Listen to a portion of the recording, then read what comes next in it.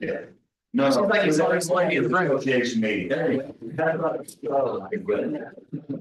So it's interesting, we live in the same neighborhood and, we got to spend some time together on the, HOA board and, history. And I'm like, I'm thinking to myself, who is this wonderful gal that's our treasurer?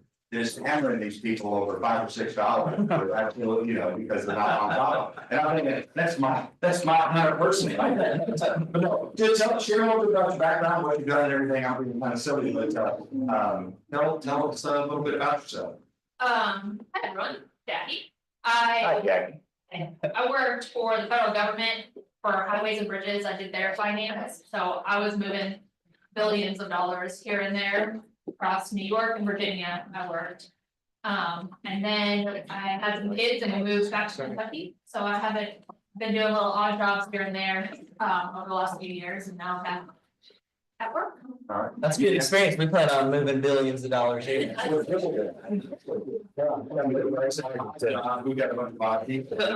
people too. It's yeah, super exciting. So I'll give her a hand. So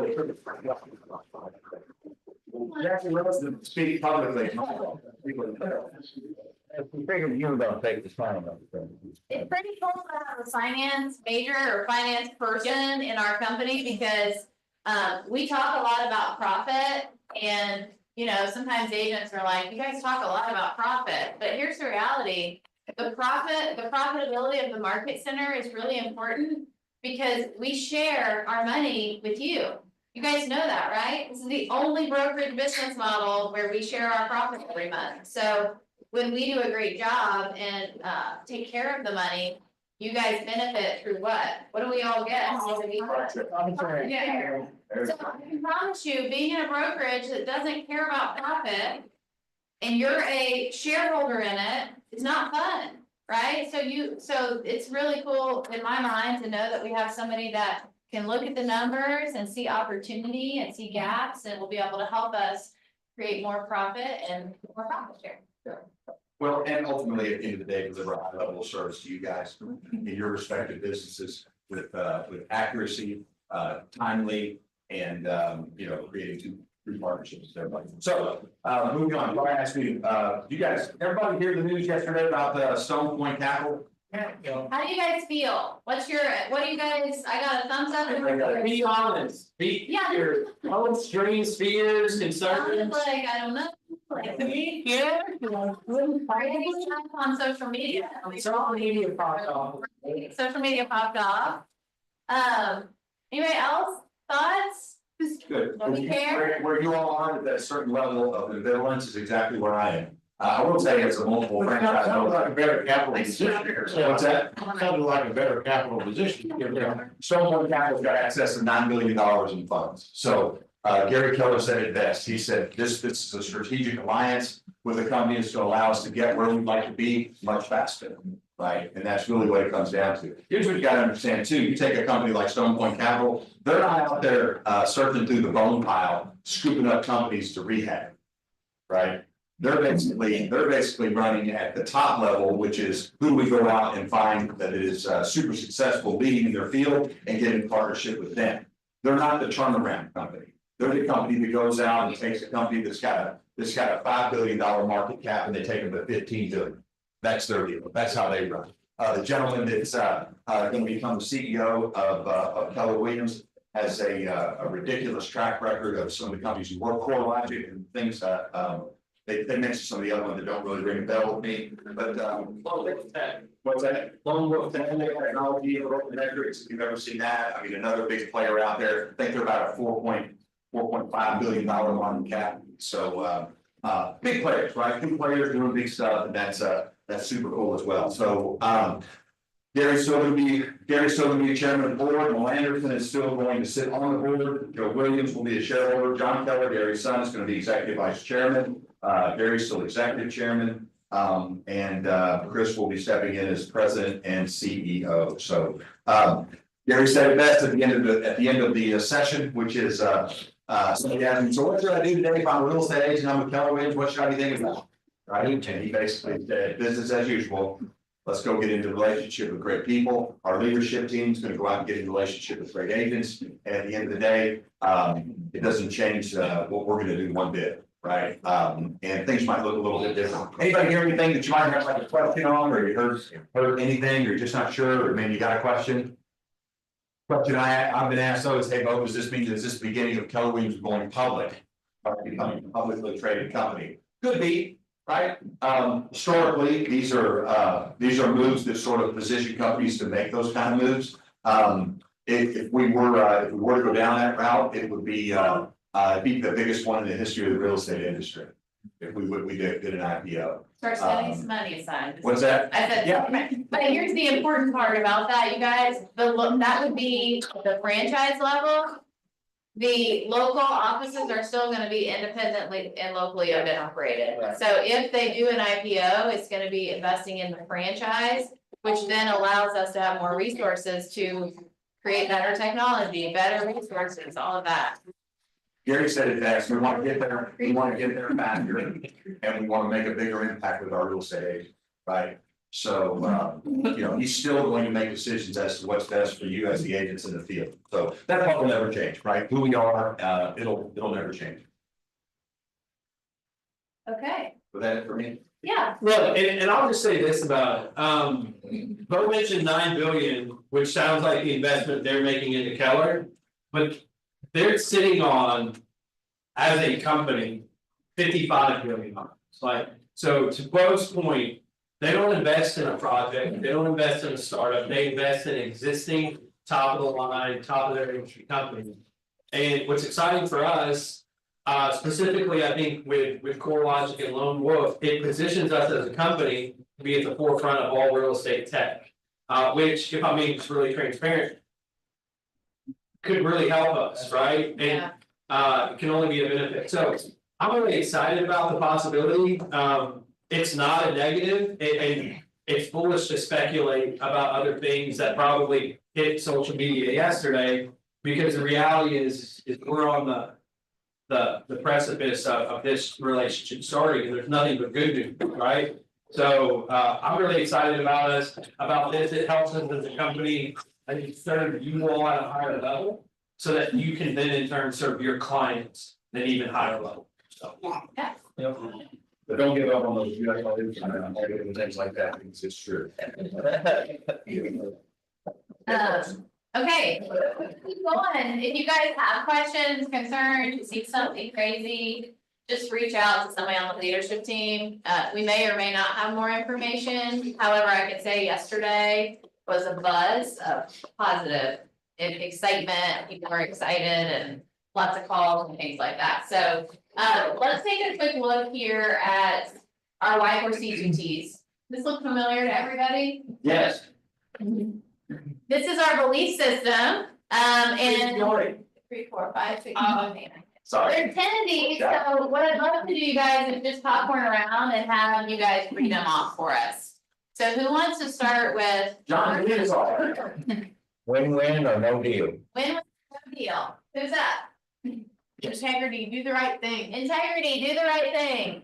Customers always come first. Customers always come first. Commitment in all things. Commitment in all things. I got communication, right? Yeah, Communication, seek first to understand. seek first to understand. Creativity, ideas before results. Teamwork. Together, everyone achieves more. Okay. See that? Trust starts with honesty. Trust starts with honesty. Equity, opportunities for all. Equity is opportunities for all. Success results through people. Success results through people. So you guys, are you guys living this? Do you guys see this? living it up. Are you experiencing it in this space and in your business space and in your relationship space? Is this real? It can be real, yeah, and I'm gonna share just a quick little story here. Occasionally in the market center, this may surprise you, it may not, sometimes we have conflict. Right? And sometimes we have conflict out in the market and we choose to show up this way as a company. Sometimes we have conflict internal. And we choose to show up this way, so just know like.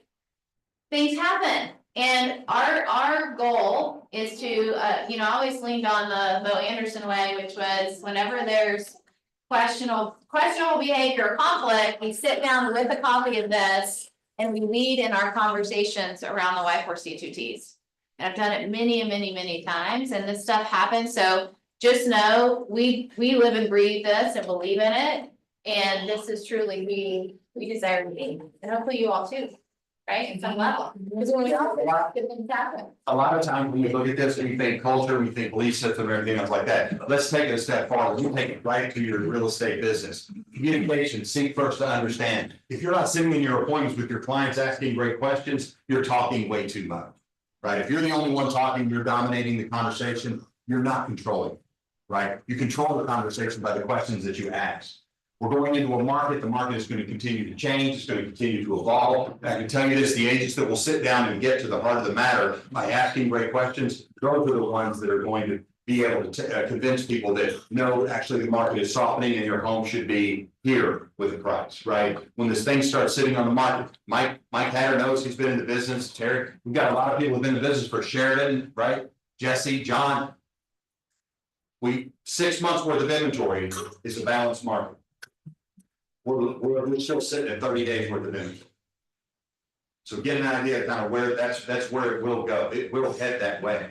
And your ability to ask questions and not tell and sell is what's going to allow you to get the listing and not just get it, but get it on the market at the right price. You get it on the market at the right price, it will sell. With me? So understand, this is also laced with a lot of different productivity components too. So Yeah. sorry. Okay. You see Todd staring at me when I start talking, you feel that too? Yeah. That's like, all right, not just me. Let's do some bucket fill. You guys, we have a guest today at 12:30, so we're gonna through some good stuff and then get 12:30. I'm still in 2024. 10:30. Let's do some bucket fills. So you guys can either fill your own bucket, celebrate a win that you had this week, or you can fill somebody else's bucket. I like to fill Jesse's bucket. Hello. He's helped me several times over the past couple of weeks. With different issues I've had. Tough ones. Yeah, Jesse Kerr, bucket fill. thanks, man. All right, well, I'm gonna fill Jackie's bucket because she's coming, and you guys, here's the thing, we've been around a lot of MCAs and things like that, and I'm just Jackie comes in with the diligence, we have to drag her out of here, right? We have to drag her out of here at the end of the day. If you've ever worked with somebody that has a thirst for knowledge and a thirst to do things and excel, it's extremely it's extremely energizing. So I appreciate that, Jackie. I really do. And Charles like, you need to stop all this fangirling over Jackie. I'm gonna give you one story, then I'm gonna stop talking. See how you're staring at me? Because so during the interview process, Jackie's like, hey, can I just see some of your reports and stuff like that? Kind of get a little clearer from all the guys there. So I'm not kidding. So I said there's a multi-year trend report. Anybody ever look at that? So I said, Tara, send them all your trend report. So Tara sends them all your trends. Jackie gets a hold of it. She looks at it and I'm thinking like, you know, she's like, yeah. No, Jackie sends it back. Hey, I found a couple of anomalies over the last 12 years in your business. And she's like, she's redlining my stuff. And it's like, and it's I'm like, right. They're like, okay, let's go. So anyway, that's it. So I'll stop carrying on about Jackie probably in about 2 or 3 years. So I'm still looking at it. Like you said, it's tough.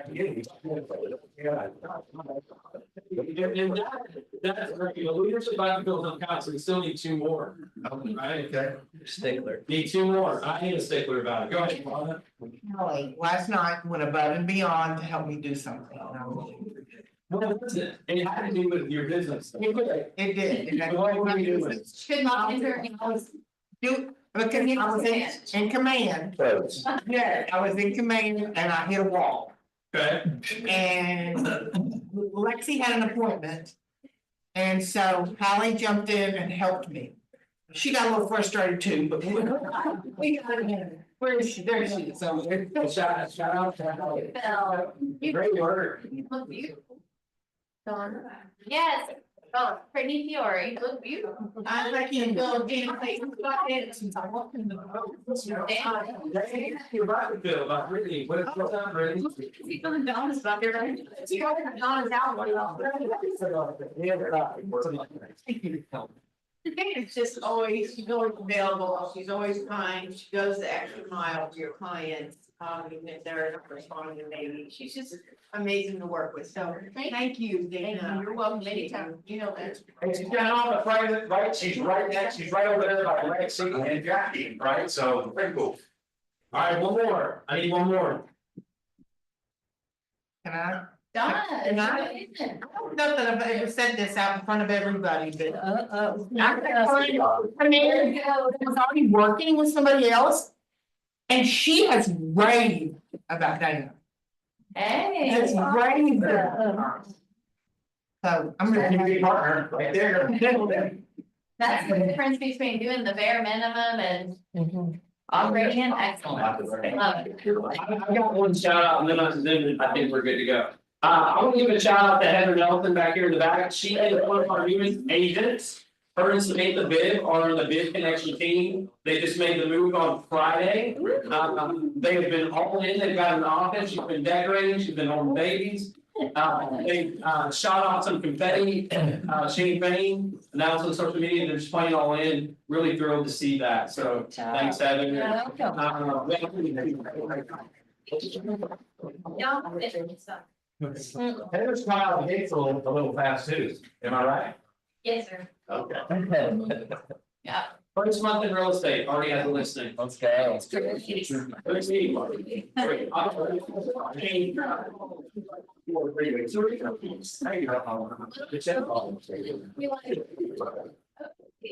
Birthday from all- we have Donna Sullivan this week, Lena Thompson, and Matt Abney.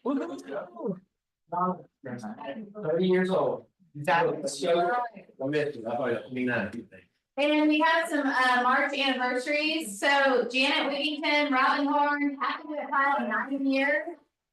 We have Rosemary DeScenzo at 3 years, Mike Davis, Tony Cottle, Billy Wilson at 2 years, and then our 1 year anniversaries go to Alex Appleby, Brandon Owens, Cheryl Harney, Christine Murray, Danielle Haggard, and Jonathan Rosa. We got 3 on the precipice of double digit. Okay, and so for February, we kind of introduced Samantha, so we have, Heather, but Samantha's arranging. yes, sorry, Heather. Anjana, Samantha and Heather, welcome.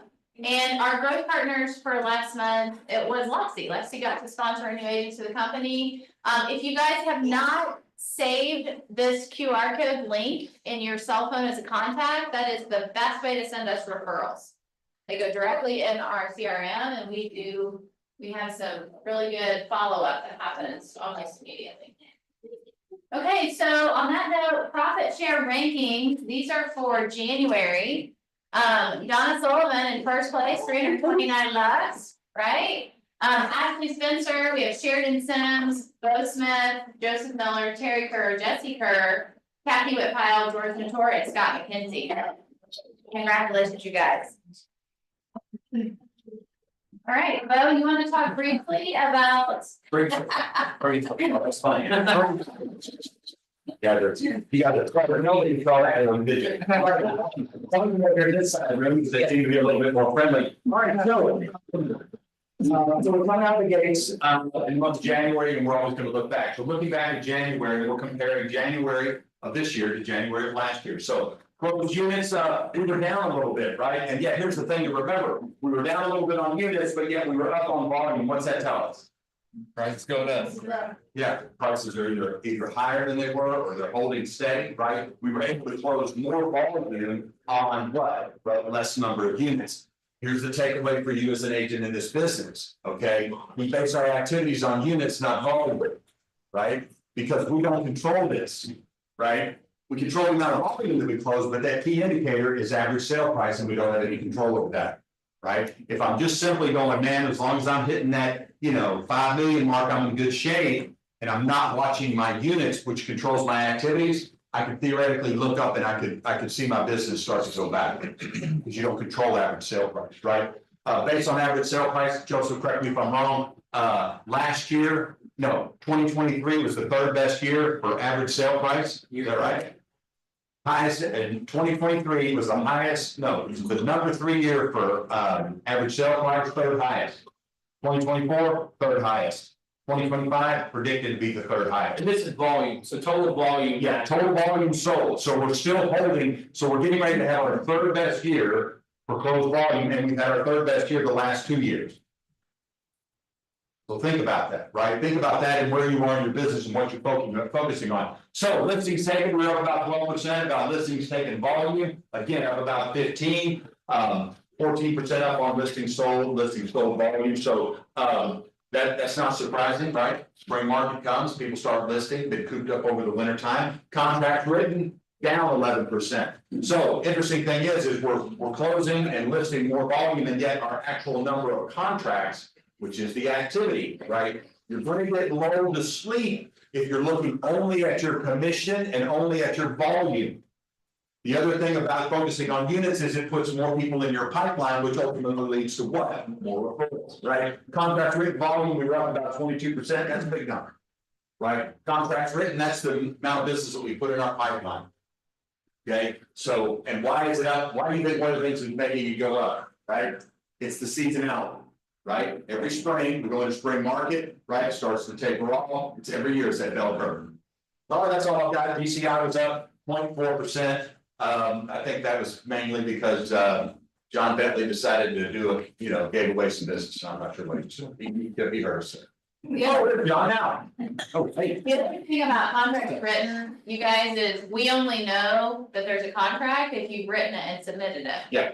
And So that number is likely to be higher. it could be higher, right? But here's the important thing to know about, like, contract written to contract closed is actually a conversion we track in our economic model.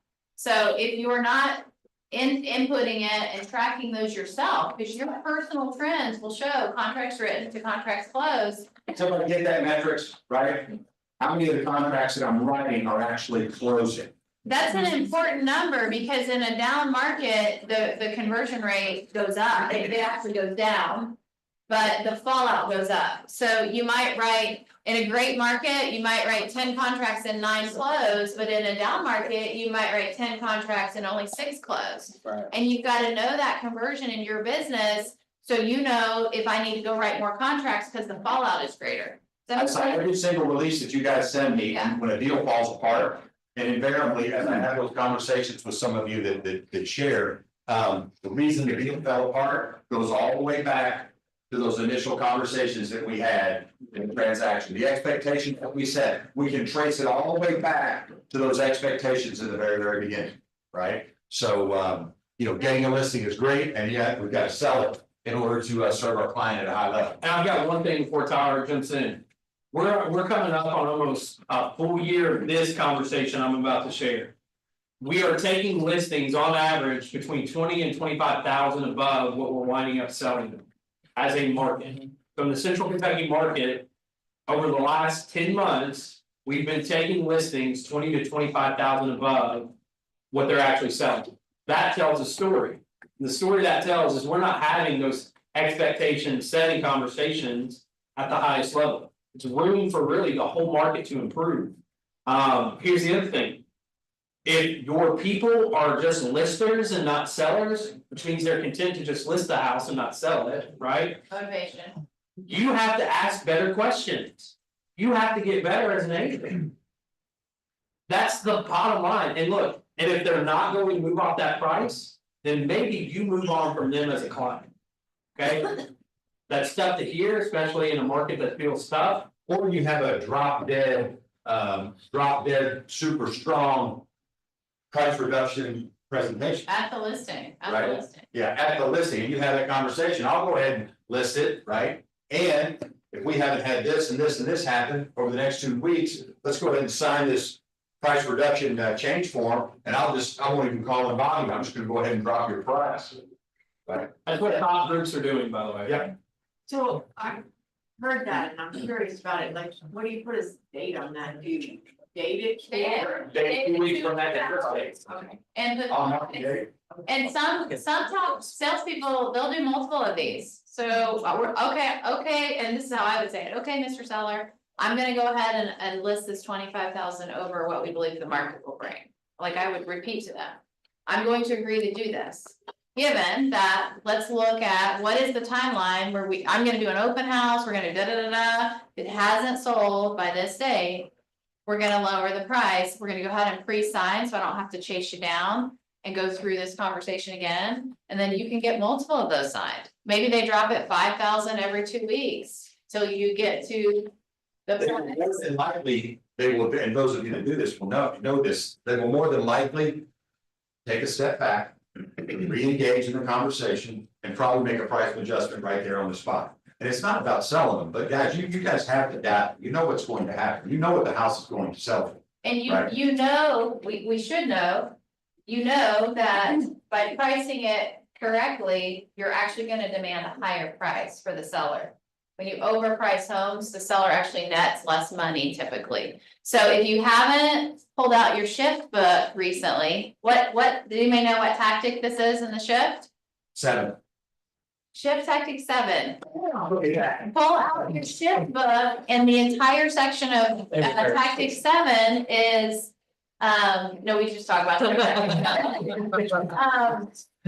Shift tactic 7 is seller pricing strategies. And it actually gives you the tip, like what to say. So if you're not comfortable yet explaining why the pricing matters, you can use shift tactic 7 to get it. Okay. You guys, this came out about a week ago, and I grabbed it out of a newsletter somewhere. And what's great is you have Gary Keller writing on this side, the back side, they made it pretty for it. Okay, so this is Gary Keller, smart guy, his 2024 ahas. Okay, so let's do this just like we did culture. Let's popcorn around, and I'd love for us to just read through these. And I want to get some takeaways from you guys. Okay, who wants to do number 1? Life is short, Turn. shorter than we think. So don't waste a moment. Life is shorter than we think, so don't waste a moment. Okay, you just got number 2. Oh, Yep, Donna? People matter more than we can even imagine. So prioritize your time and those you love, and never let anything be more important. People matter more than we can imagine, so prioritize your time with those. You sat down with Gary Keller and one-on-one, he agreed to meet with you, he'd say, pull out your calendar, John, and the first thing I want to see is the date nights with your wife. The Little League baseball games you're gonna go to, maybe time with your grandchildren, let's take a look at that, and I want to see all your vacations. And if you didn't have them, he'd go, you know what, you're probably not ready for the meeting, let's hook up next week, and he'd send you back. That's a true story. All right, number 3. Getting in and out of the right relationships is a process that takes time, so don't cheat the process or try to speed it up. There you go, getting it in and out of the right relationships takes time, so don't. slow down and speed up. Yeah, culture is hard to build, but easy to destroy. So once built, protect it aggressively.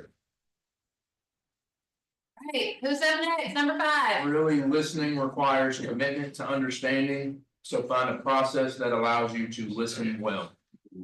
Did anybody know Gary Keller's process for this? For listening, because he wants to talk all the time? His little hack. Have you ever seen Gary on stage or on a video where he's not holding his teacup? Think about it. Have you ever seen Gary, like even at family reunion on stage? Yeah. He never goes anywhere without that teacup. This is his true hack, like I've heard him say this. He wants to talk, and so when he wants to talk, he takes a sip. And that keeps him from over talking, so he can actually. Yeah, you guys go watch, almost every single thing you ever see Gary in, he's holding a coffee mug, and they sell those dang mugs and everything else. We probably all need to go past coffee mugs, I don't know. Okay, what's next, number 6?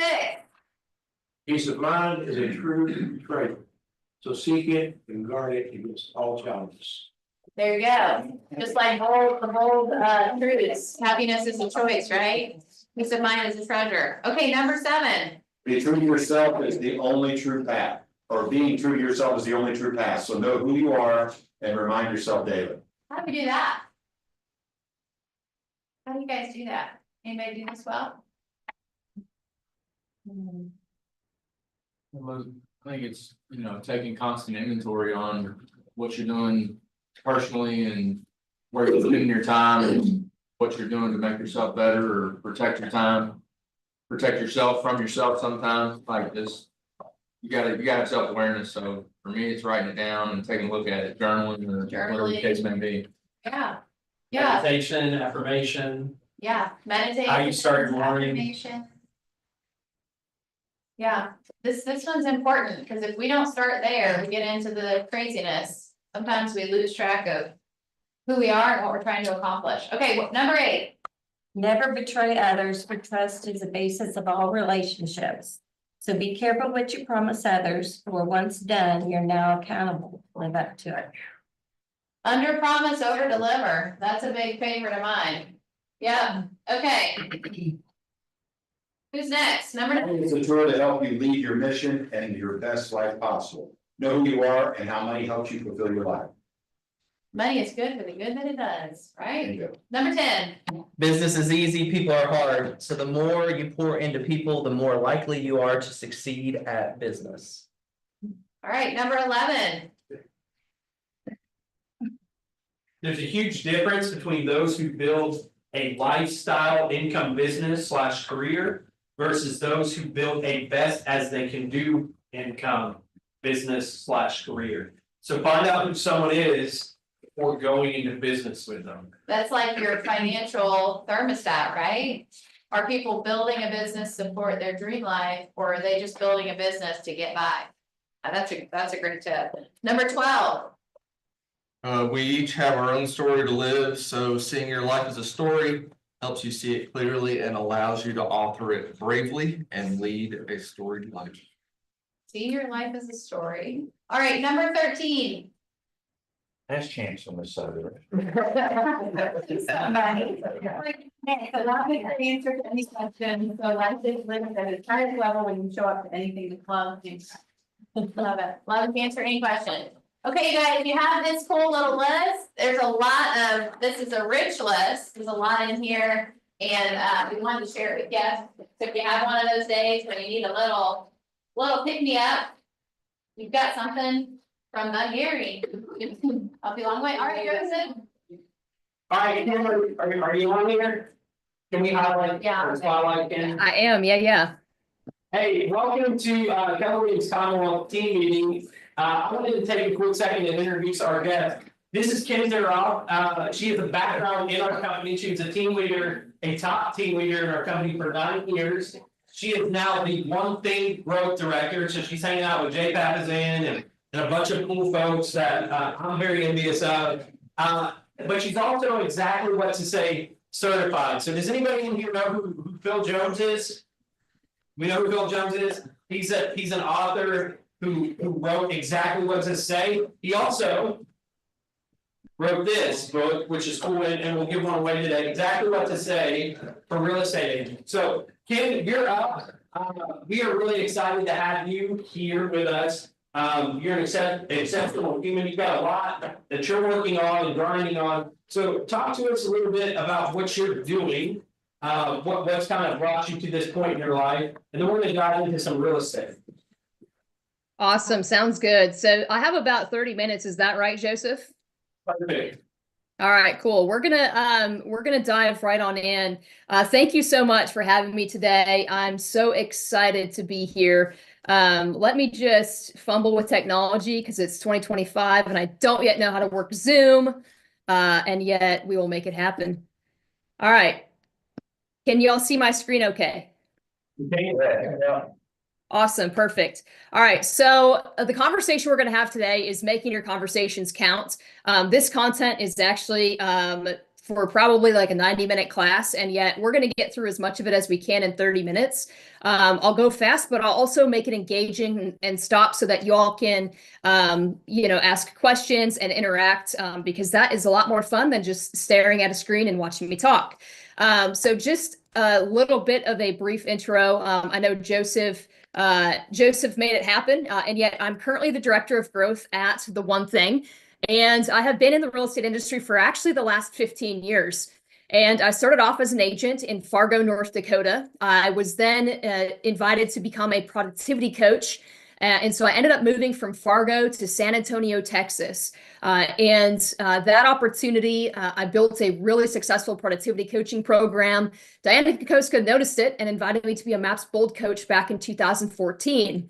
I decided after 3 years of being on the road that I needed to step down. And so I made a transition to become a Market Center team leader. I spent just under 9 years in the team leader role. I'm also a Market Center investor. I own several ancillaries that are attached to the Market Center. And that's just a little bit of my journey of what I've been up to. Back in 2022, I met Phil Jones, like many of you did, at Mega Camp. And I became intrigued into the work. And so I attended his Exactly What to Say certification up in New York, and we have been doing some really fun things together since. So that's just a little bit of my background, and yet it all started off being a real estate agent. And so really what I love about this company, and Tara will attest to it, right, is the opportunity map of what it can grow into, is really whatever you choose for it to look like. So just really briefly, right? So at The One Thing, everybody's seen this if they've read the One Thing book. And yet productivity is what people see. And it's the recognition, it's the production, it's the results. And yet beneath the waterline, if we don't have a clear sense of our priorities, it's likely we're not going to achieve the productivity we are looking to do. And below our priorities, which are our most important activities every single day, which we're going to dive into in just a second, is our purpose. If you've ever had the challenge of, hey, I know exactly what I need to be doing, and yet I just can't seem to be motivated to do it on a daily basis. Anybody ever felt like that? Feel free to raise your hands. I have, right? Like I know what I need to do. I just don't feel like doing it. And yet, if we make decisions based on feelings, it will lead us probably to a direction where we don't want to go, truthfully. And yet, if we know what we need to do, and we just can't seem to find that motivation, there might be a challenge with our underlying purpose, because our purpose is really what fuels us to be able to do our main priorities every single day, which then in turn leads to massive productivity. I bring this up because I am the director of growth at The One Thing, and yet now I'll kind of tie it back into, well, how does this really relate to conversations that count? And where the two kind of blend together is in our daily priorities. I'm technically not supposed to say this word, and yet one of the main priorities that we have on a daily basis is script and role play practice, right? So I'm shifting it to make your conversations count. So these are the daily activities, the priorities of a top performing real estate agent. And quite frankly, this could be the priorities of anybody in sales or leadership as well, right? If we're not making our conversations count and really working on our scripts, I'll just say what it is, even though that's not TCPA friendly and compliant anymore, whatever.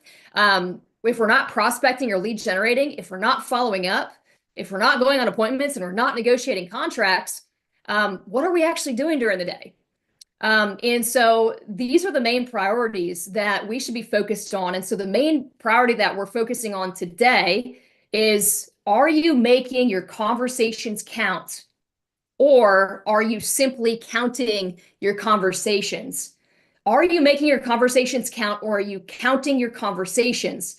You see, a lot of people in this industry, they simply count their conversations to make sure that they hit their number of contacts each day. Now, I'm not saying that's wrong, because we need to understand, if we're having enough conversations and yet we're still not getting the results, then we're maybe not talking to the right people, or we're not saying the right things. And so it's really shifting your perspective of, okay, going into each conversation, how can I make conversations count at an even greater level? And at the same time, you can count your conversations to make sure that you can understand what's working and what's not working. And yet I would challenge you to ask this question to yourself. Am I making conversations count, or am I simply just having conversations just to count them? Now, kind of shifting on to the 4 cornerstones of great conversations. I should ask, how many of you all have read the Exactly What to Say book? How many of you have read this book? Raise your hand. Joseph, I can't really see, so how many roughly? In the room. How many? A third of the people in the room. Okay, so a lot of people haven't. So that's good for me because if you've seen Phil at these events, you probably have these 4 things memorized, and yet there's a chance that some of y'all have not ever heard of this before. And so 4 cornerstones of great conversations. The first one is the worst time to think about the thing you are going to say is in the moment in which you're saying it. It's getting focused on the conversations you're having with your database, the conversations that you are having on a listing appointment, on a buyer appointment. What are those moments that you need to be prepared for that if you were more prepared in those conversations, the outcome might be different? Because what I know is the worst time to think about what you're going to say is in the moment in which you're saying it. If you go up to a listing and you are competing against another agent and they have answers and they're able to, on a whim, address the objections that come their way and you're not, right? It might not be the outcome that you're looking for, right? So in order to have a great conversation, it's going into each conversation and thinking about what are the friction points and or moments that I need to be prepared for in each conversation. Now, that could be a whole mastermind, Joseph, right? Of masterminding, okay, what are those key moments in a listing appointment? What are those key moments in a buyer appointment that will help me get more people converted into the closing table? Now, the second cornerstone of a great conversation is curiosity is the fuel for great conversations. Oftentimes people think they need to have all the answers when in all reality, what we need to have is they need to have all of the questions, right? We need to go in and be able to ask great questions because what we know is that everything rises and falls on the ability to ask great questions because the level of answer that you get will be determined by the level of question you ask. So if you're not getting the answers you desire, we maybe need to be asking a little bit different questions. Now, we've got the third one of people do things for their own reasons, not yours. We should be on the hunt for evidence, earning the right to be a recommendation, right? Because when you think about buyers and we think about sellers, we can't make them do anything, right? We can't. All we can do is we can position ourselves through great conversation, through asking great questions to earn the right for them to recommend you, right? Has anybody ever had a situation, you don't need to raise your hand because you might be embarrassed about it, yet have you ever had a situation where you have a family member or a friend, you find out about their closing after they closed and they posted it on social, you're like, what about me? And yet we can take those things personal, and yet we also should remember that people do things for their own reasons, not yours. And so we can go back and ask of like, okay, well, how do I need to show up to earn that business next time? And we've got the fourth one of the person asking the questions controls the conversation. Because what we know is that questions create conversations. Once we're in a conversation, that creates the relationship, which turns into opportunities, which turns into actions. So a quick summary of the 4 cornerstones of great conversations is the worst time to think about what you're going to say is in the moment in which you're saying it. Curiosity is the fuel for great conversations. People do things for their reasons, not yours. The person asking the question controls the conversations. Before I move on from here, I'm going to stop sharing the screen and I'd love to hear from a few people in the room. What are you hearing so far right now? This is participatory. What are you hearing? What are we learning? Have a great conversation. What do you mean by that? John said, have great conversation, but what do you mean? Ask the right questions, listen.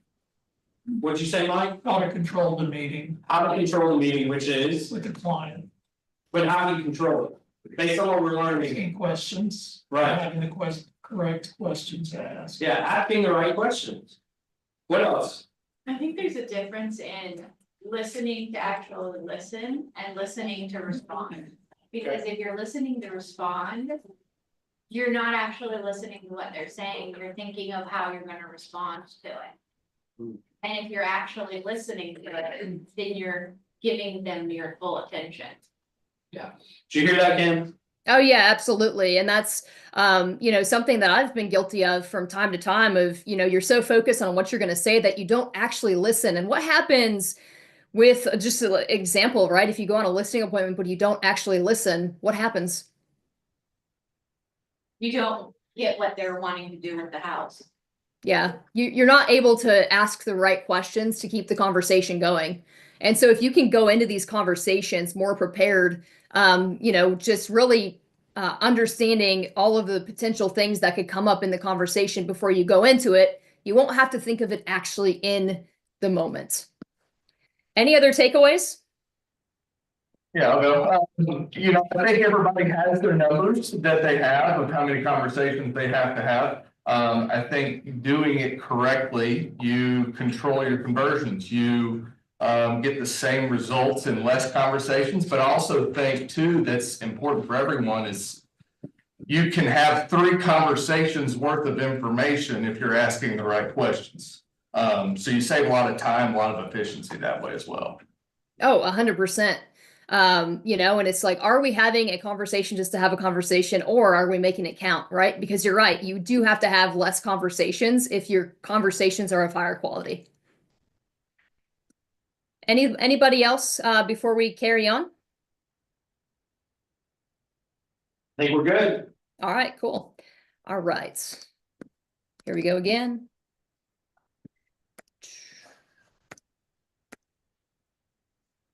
All right, so the next piece of this is the 3 critical ingredients for influential conversations. Now, the first one is curiosity, which we talked about a little bit previously, right? Is the ability to ask great questions. And yet, certainty is the goal that we're going for, right? We want people to be certain. When you go out on a listing appointment or a buyer's appointment, we want them to be certain that you are the best agent to get the job done. And so curiosity generates certainty. If you're able to ask the right amount of questions, in turn, they'll start to feel certain of like, oh, wow, they definitely understand. They know what to ask, and things like that. And so when we ask enough questions, it creates certainty that you are the right person. The next piece of it is empathy. Empathy drives relatability. And John Acuff, he's another well-known author. He defines empathy as nothing more than caring about what the people you care about care about. Empathy makes you relatable. So I'll say that again. Empathy is nothing more than caring about what the people you care about care about. Now, the real power comes here is curiosity times empathy. That builds what? It builds trust. And if people are going to choose you to be their agent, they have to trust you. Now, when we think about kind of going back to creating certainty, one of the things that Phil says that it's one of my favorite things is content without context is just noise. Content without context is just noise. If we don't ask enough questions to understand people's motivation, if we don't understand what's important to them about their listing agent or their buyer's agent, then we might be barking up the wrong tree. We may be giving them information that they don't see as important. Oftentimes, and this is a common thing, right? Of a lot of times we psych ourselves out in our head of what we think they think is important. When we had all this stuff going around with the different lawsuits relative to commission, people psyched themselves out in a huge way of making that a bigger deal than what, in my opinion, it actually is. Because if we are communicating in the most effective ways and making sure that we understand and we know what's important to them in each of the conversations, then we're able to give them the content that they are looking for. Right? So content without context is just noise. Think about that relative to anything that if you do anything with social media, right? Is the content you're putting out just noise, or is it something they actually care about?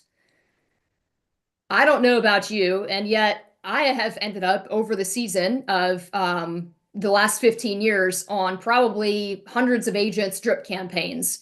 Y'all know how many recipes I get and how many daylight savings emails I get that I just like, it's super annoying. I get tons. And is that the content that people see as valuable? Don't know, probably not. And yet what we know is that if we ask enough questions, we can figure out what is it that our people see value in. It's the show me that you know me button, right? So the third piece of critical, the three ingredients to influential conversations is courage. We can do all of the right things. We can have all of the right conversations. We can ask all of the right questions. And yet if we don't have the courage to ask for the business, we're not going to get it. Our success is in direct correlation to the quantity and quality of asks that we make. I'll say that again. Our success is in direct correlation to the quality and the quantity of the asks that we make. If we leave the end of this sentence on, if you do not ask, what is it? You If do you do not not ask, you do not what? receive. Yeah, if you do not ask, you do not receive.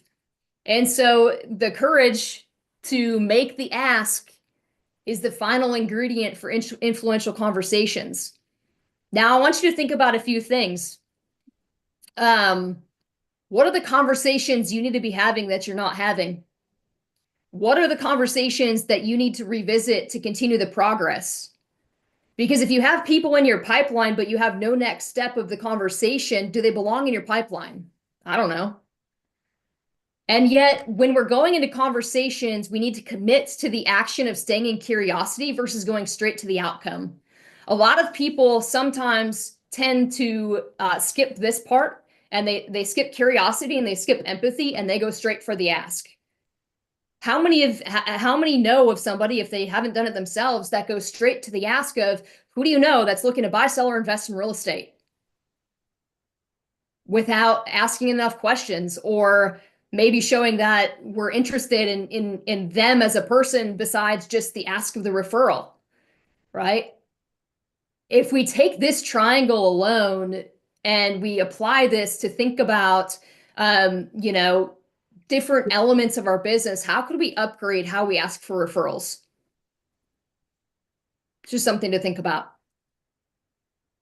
Now, as far as like the next pieces of this work, and I know we don't have too much more time today, Joseph, and yet the different buckets, right? So if you haven't read this book, I highly recommend it. It breaks things down into 6 different buckets of what Phil calls magic words. How he coined the thing magic words, I don't know. I kind of joke with him from time to time, like, what were you doing that made you say these are magic words? And yet rejection-free openings. One of my favorite ones is, I'm not sure if it's for you, but I'm not sure if it's for you, but this house just came on the market that I don't want you to miss out on. How open-minded are you? Right? So open-minded is one that we'll probably dive into in just a second before we wrap up, because that's a powerful one, right? So rejection-free openings, we've got assumptive frames, staying in the game, perspective changers, labeling, and making conversations count. Now, going into, I'm going to kind of skip ahead here and just talk about open-minded, right? Because this is one of my favorite ones. Now, open-minded, the whole world likes to see themselves as open-minded. And you ask a how open-minded question when you want a discussion. And you ask would you be open-minded when you need a decision? Now, I'll say that again, right? Is you ask a how open-minded question when you want a discussion, and you ask would you be open-minded when you need a decision? Here's some examples. How open-minded would you be to trying this as an alternative? How open-minded would you be to checking out this part of the city? How open-minded would you be to this type of floor plan? How open-minded would you be to market your home this way, right? Like, so it's how open-minded. Open-minded creates conversation. Now, if you're looking for a decision, you're looking for a yes or no answer, is you ask, would you be open-minded? So like, would you be open-minded to see if we could work together? That's a yes or no question. It doesn't invite conversation, and you're looking for a decision. And so oftentimes whenever I need Phil to do anything, I usually ask him, would you be open-minded to doing XYZ? And he gets a yes or no. It's a yes or no question and answer that we get. And yet everybody in the world wants to be seen as being open-minded. Now, the next piece here is the who do you know, right? And this is where the more specific you can get, the better the answer you're going to get, right? Because a few minutes ago we said, everything rises, like the ability of our, like, it's all about the level of ask that we make is going to get you the answer that you hear, right? And so who do you know? A lot of times this is a very general question. Who do you know that's looking to buy, sell, or invest in real estate? Is that specific or is that general? A way you could make this more specific and get a more specific answer is, who do you know that's looking to move to this neighborhood? Who do you know that may be looking for more or less space? Who do you know that would be interested in a valuation of their current home? That's a lot more specific than asking the question, who do you know that's looking to buy, sell, or invest in real estate? And so when you think about the specificity versus a general, right? Like, we want to be leaning into the specifics, and that's going to lead to better outcomes. It's going to get you the answers that you're ultimately looking for. Now, Joseph, I'm going to unshare my screen again and open it up for conversation. What are you all hearing in this conversation so far today?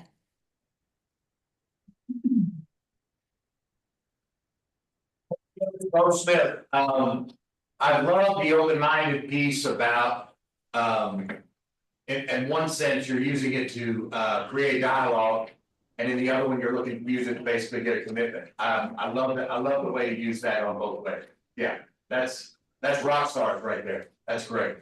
I love it. So that was worth your ticket of admission for coming today, right? I was getting ready to walk out until you brought that up. No, I'm kidding. And I don't blame you. No, excellent. Thank you. And prior to getting on, we were having a conversation around shift tactic 7, and we were talking about pricing the home properly with your listers. And so, that open-minded question in the context of setting expectations for a listing is huge, right? How open-minded would you be to listing at this price versus the one that you initially shared? Right? Would you be open-minded to that price? Yes or no? So like, that is a in real time objection handler to one of the biggest issues I think facing our local market. And the truth is, it's a national issue in terms of pricing the home run. And so, what I'm hearing is, if I'm being real honest, Kim, and with the room here, direct application to some of the objections we hear and are experiencing as a market. Anybody else feel that way? Yeah. So I mean, and here's the other thing. We all have personal lives too, where we've got relationships and probably need to have deeper conversations. So here's the other truth about this company, Kim, Bo, Tony, myself. We care about the whole person here. You guys are real estate agents, and this is what you do, but you are a complete person. And so exactly what to say too, I think the spirit of what Phil's talking about, I think he had salespeople in mind. But this is how to go deeper with people. This is how to go deeper in relationships. It speaks to the whole person, and it obviously is timely and super relevant in our real estate businesses. So yeah, who's got an aha? What's a takeaway that you're going to implement into your business starting today? Because we're not going to wait till tomorrow, right? Well, I think it's a good reminder that in order to be good at anything, you need to study it and practice. And that was a reminder that I needed. Okay. Preparation matters. I think that's what Trish is saying. Who else?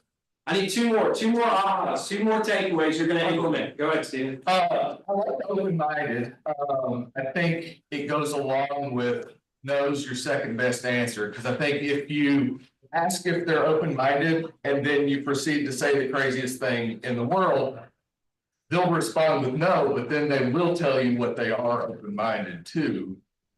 Sort of continuing the conversation rather than kind of getting a hard no with nothing followed up. Yeah, I think like, and the way that, the way the magic words really work, right? It's just like after you go through a open-minded, if somebody would say, are you open-minded to no? Awesome. Who do you know that might be open-minded to this neighborhood and this specific house? Right. So like you can kind of pivot of like, if they say no, they're not open-minded to it. You can just carry on to the next. Okay, great. Who do you know? That blank, blank, blank, right? Like Joseph, like if you're looking to attract agents to the brokerage, are you open-minded to a conversation about joining Keller Williams? They say no. Awesome. Who do you know that's looking for really great training and an amazing culture? And believe it or not, over the 9 years, I eventually started getting more referrals from agents outside of Keller Williams than internal at times. So yeah, that's a good aha of, if they say no, they will usually lead on to what they would be open-minded to. So. Commitment. Does anybody have any thoughts, questions, or concerns for Kim? All right, Joseph, one last thing real quick. So I know Tara had asked if I'd give away a coaching call. I don't know how y'all do that. I told her I would. What I will also do is I will also ship out 3 sets of the role play decks and a couple books to the Market Center that y'all can give away. I don't care how you'll do it. If you want to fist fight for it, that's fine. And yet I'll ship that stuff out to y'all to use as giveaways as you all see fit. And then if y'all have any questions or if there's anything I can do to support what you guys are doing throughout the year, the best way to reach me is through email. You can reach me at kim@theonething.com. You can find me on Instagram. That's probably the best way. I'm very responsive in both places. But Joseph, I really appreciate the opportunity to be here today. And if there's anything I can do for y'all moving forward, give me a shout. Appreciate y'all.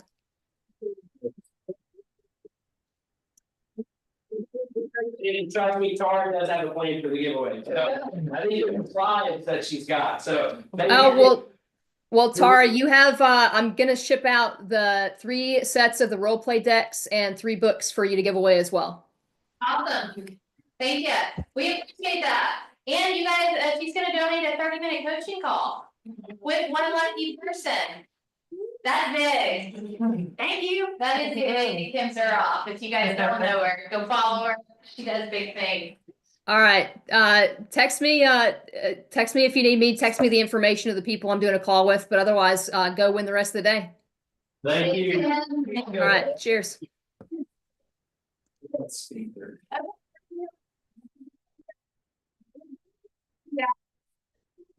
Call. We'll just change number 2. Do you want to give all those away or do you want to? So we're gonna give away the 3 sets, and we'll just wait till she ships those in because maybe she'll sign them or something.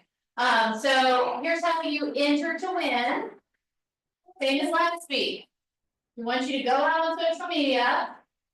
You can share a quote from Phil Jones. You can share a slide, a graphic you saw today, some kind of thing with the numbers, the data, communication, whatever else.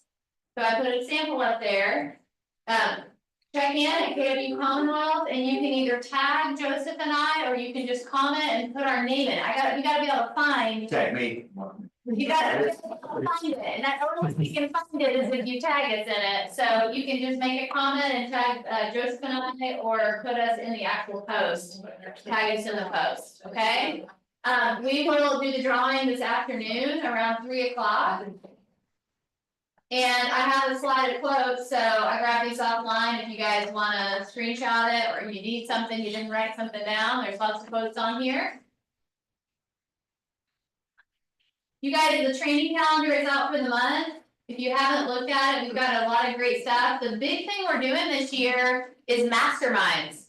And we have a mastermind for kind of our rising stars. I think they're, 0 to 4 units or so. We have a mastermind for people in the middle that are between, not brand new, but kind of 5 to 10 units. So you're working your way to cap. And then we have a top agent or capper mastermind every month. And so that is such a great way to get in and collaborate with other people at your production. Speaking of, we have one right after this with Sheridan. Tomorrow, the leadership will be in Dayton for regional awards. Brittany Fiore will be here, and so will Tristan. So Tristan will be hanging out Brennan, in the ATA office, but really. The draw to come into the office is Brittany Fiore running that front desk. March 6th, which is the Thursday, Trisha is teaching farming your neighborhood. And then on the 8th, we have leverage your database through relationship building. We've got a bunch of stuff coming up, you guys. So next week, we have a top 20% event in Cincinnati. If you've not RSVP'd, what are they doing? We're playing pickleball. Pickleball. With a professional pickleball player. They have a coach, they're gonna teach you, y'all are gonna play pickleball. There will be tournaments.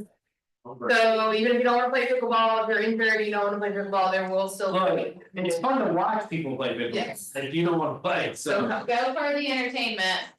We also have coming up the Quantum Leap event early April, and we have our Keeneland event for top 20% coming in April. So there's a bunch of cool things happening. Jeff Glover's coming to Cincinnati, so guys keep your eyes on the calendar. Mega Camp tickets, you guys are the lowest price they're gonna be right now. And I know that we're still about 4 or 5 months out, but this is the cheapest they're gonna get. And you guys, again, like we shared last week, you guys can go for free. Just gotta refer a capper guest, so that would be about a $2 million producer. To Joseph, $2.5 million producer. If they meet with him and agree to go, we're gonna knock half of the price off your ticket. You do it twice, you get your ticket covered at full price. You do it 3 times, we'll also cover your main cabin airfare. So just some nice conversations to warm that up, and Joseph's gonna leave us with some fun stats on social media. Yeah, so. Social media, whether you like it or not, and I'm kind of in the camp of not liking it, but the reality is we live in 2025. And if you do not have an online presence in your real estate business, you will get on some level left behind. So number one, across all demographics in the United States, YouTube is the #1 social media app. You might be asking, well, why as a market center are we ramping up and putting more things on our social media, specifically YouTube? Well, this is why. Globally, YouTube and Facebook own the top spots for the highest number of active users worldwide. 3 and 2.5 million. Yeah. 1,900 million hours of YouTube every day. Right. The #1 search engine for first time home buyers is YouTube, not Google, YouTube. There are people who build their entire business on YouTube. Somebody locally in our region, Eric Stangio, he's in Northern Kentucky, Cincinnati. He closes $20 million in volume every year just from YouTube. Not repeat referral, new business just from YouTube. Ken Posick Group in Florida, another one to follow, built a massive business. I think he's up to 50 people in his world and on his team for the YouTube. When it comes to time in app, the average American spends a little over 2 hours a day on social media. I actually think that might be low. The average adult spends about 48 minutes a day watching YouTube videos and about 31 minutes a day on Facebook. If you're not spending time putting content on these 2 platforms, you need to think about it, consider it. Paid Facebook ads remain the most popular within Meta. Meta is Facebook, Instagram, and among social media advertised, over 100 billion in 24.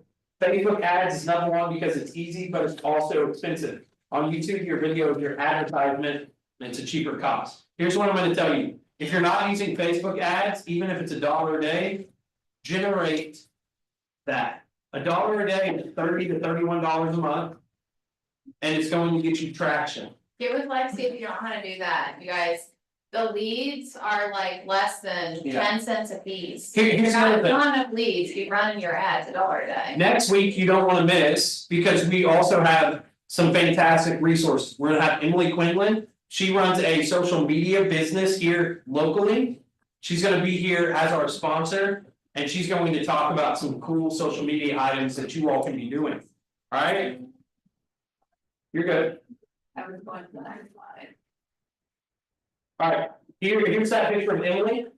Right down there, she's our sponsor. Speaking of next week's panel, we're having the top producer panel. We're gonna have our top individual agent, our top team, our top group, and then our top year-over-year business growth. You do not want to miss that. They're gonna talk about what they're doing to win. And we want you all there, because listen. Every time I go into something like this, every time I go into a room where there's somebody at least senior to me in expertise, sales, or experience, I get better. You don't want to be in the all the same rooms where you're the smartest person, you're the top producing, anything like that. Next week, we're gonna have our top people in here, and it's an opportunity for you to learn something and get better. Okay, please come out. Thank you all for being here. If you're a top producer, if you're a capping agent, please stick around. Sharon's gonna lead us in the top producer mastermind. If you're coming back, please grab something to eat, drink, hit the bathroom, and then come on back. You guys, Go ahead, don't- Sharon. if you guys don't win, we have these in the bookstore, MCA office for purchase. Okay, I think they're $15. I'm gonna register to win. Oh, we already went over that. Yeah, go make your social media, everybody saw that, right? Make your social post, we'll try it this afternoon, yes. When you were talking about, Big camp. no, you like knowing your numbers and those kind of things. If we could get Lexi to do a little class on how to track in your opportunities, how to keep up with that. Yeah, Cause I do that, but I'm not really good at it and Yeah. and how to figure out what those numbers mean. Cause if we submit for commission and then we have to cancel it. cancel it, then that shows that we've lost that business. Yeah, but you wanna know that, right? Yeah, that's what I'm saying. Yeah, So Yeah, that would track it. yeah, Lexi did a class this weekend on contact to commission, but not the numbers part. I think that piece, so guys, think about it this way. Number one, your files have to be submitted to the compliance company legally by state guidelines within 72 hours. So part of it is like, we have to have them even if they fall apart because of compliance. But also, But don't you have to put in the offer yeah, to you make that all happen? you put the offer in, and if that deal falls apart, you do a lost opportunity, so that's kind of the other end of tracking it, which I think would be helpful for you guys, numbers wise. You wanna know how many deals you have that are falling apart. All if the lost transactions and lost opportunities, they don't hurt you. Yeah, All they do is next year when we run your goals, we can run them using your conversion rate. Yeah. So whether you have paperwork signed or not, everybody should be an opportunity. yeah, That's why we have Everything I'm trying to watching do is to pod, put all that kind of stuff. dates of everything during a transaction that happens, cause we have a way of doing that too. yeah. And that helps me to know my conversion there too. Well, and we probably just need to do a class on opportunities, cause like what Lexi just said is true, every lead you own. If it's out on a spreadsheet somewhere, it should be an opportunity in one of those stages. It's either a cold, it's nurturing, it's warm, or it's hot. And those are just moving through a pipeline. And that's gonna help you know, like, how many leads you know to get to your financial goals. So that's lots of good stuff there. Okay. Go. Trisha, you got something? I have one, how minded would anyone be to a book club about exactly what to say, because it's been on my to read list forever, and I need accountability to do it, so if anybody is open-minded to that, let's set it up. Love it. Perfect. All right, I don't have anything else. Okay. I think we're gonna head in our top agent mastermind.